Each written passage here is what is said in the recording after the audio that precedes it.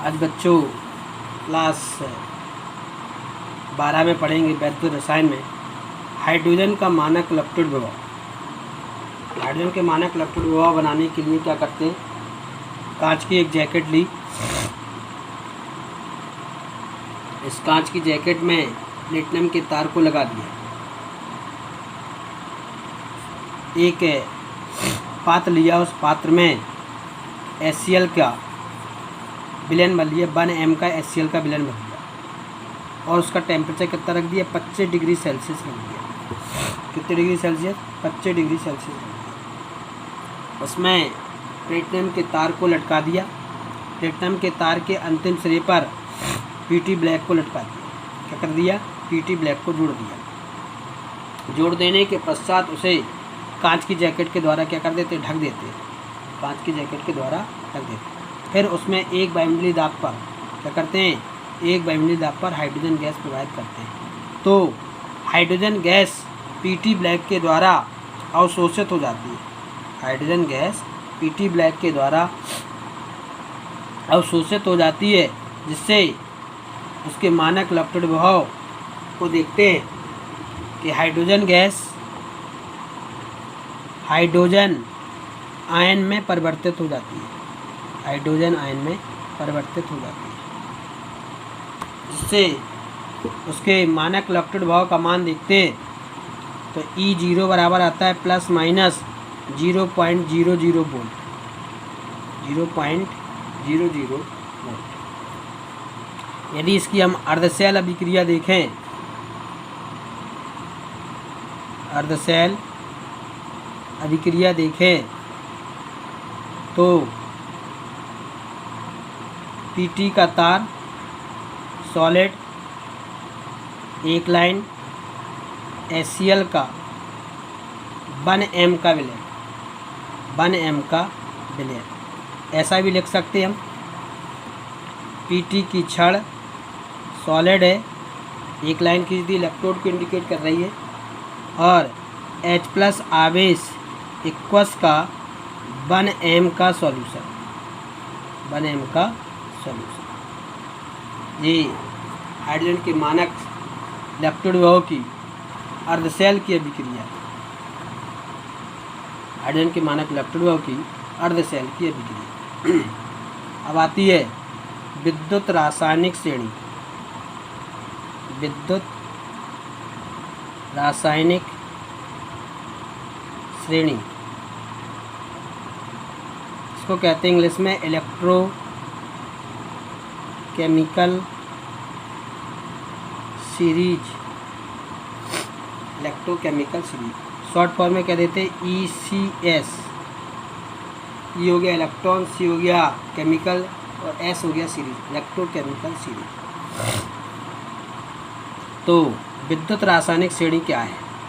ऐसी श्रेणी जिसमें सबसे अधिक क्रियाशील वाली धातु को सबसे ऊपर, मध्य में हाइड्रोजन को तथा सबसे नीचे सबसे कम क्रियाशील वाली धातु को रखा गया। ऐसी श्रेणी जिसमें सबसे अधिक क्रियाशील वाली धातु को सबसे ऊपर, मध्य में हाइड्रोजन को तथा सबसे नीचे सबसे कम क्रियाशील वाली धातु को रखा गया, ऐसी श्रेणी को विद्युत रासायनिक श्रेणी कहते हैं। अथवा एक परिभाषा और हो सकती है, ऐसी श्रेणी जिसमें धातुओं को उनकी क्रियाशीलता के क्रम में रखा गया। ऐसी श्रेणी जिनमें धातुओं को उनकी क्रियाशीलता के क्रम में रखा गया।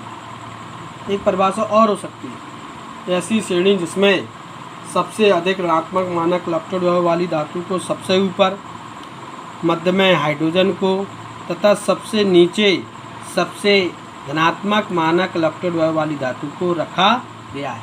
ऐसी श्रेणी को विद्युत रासायनिक श्रेणी कहते हैं। तो बेटा विद्युत रासायनिक श्रेणी कैसे है देखते हैं बाई पिक्चर के द्वारा।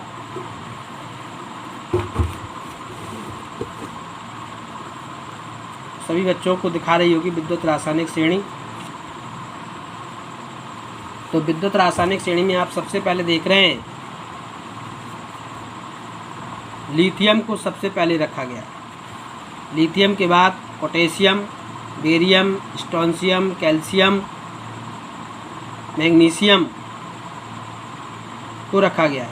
इसके बाद कॉपर को रखा गया है। तो कोटेशन है इसका, लिपोबासरकाना मंगल मंजन करफी कडकोनी सनपब। इसके हाइड्रोजन के बाद बीच बीच में धातुओं के साथ अधातुओं को भी रखा गया है। धातुओं के साथ अधातुओं को भी रखा गया है।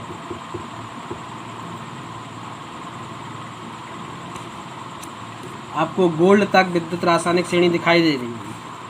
गोल्ड तक विद्युत रासायनिक श्रेणी, इस साइड जो दिखाई दे रहा है इनका ऋणात्मक मानक इलेक्ट्रॉन विभव और कुछ धातुओं का धनात्मक मानक इलेक्ट्रॉन विभव। ठीक, आपको दूसरी ओर ले चलते हैं।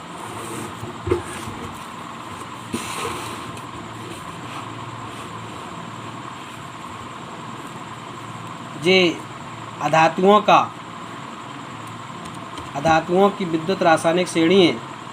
अधातुओं की विद्युत रासायनिक श्रेणी में हाइड्रोजन के बाद ऑक्सीजन, ऑक्सीजन के बाद आयोडीन, फिर फेरिक आयन को रखा गया है, फिर ऑक्सीजन को रखा गया है, फिर ब्रोमीन को रखा गया है, फिर क्लोरीन को रखा गया है, फिर सी को रखा गया है, सबसे लास्ट में F2 को रखा गया है। सबसे लास्ट में F2 को रखा गया है। इस श्रेणी में ऊपर से नीचे की ओर चलेंगे तो धातुओं की क्रियाशीलता का क्रम घटेगा। क्या करेगा? धातुओं की जो क्रियाशीलता है वो क्या होती है? घटती है। इसके अतिरिक्त ऊपर से नीचे जो सबसे ऊपर धातु होती है वो अधिक क्रियाशील होती है, सबसे नीचे जो होती है वो सबसे कम क्रियाशील धातु होती है। अब आते हैं विद्युत रासायनिक श्रेणी के लक्षण। अगले वीडियो में विद्युत रासायनिक श्रेणी के लक्षण बताएंगे।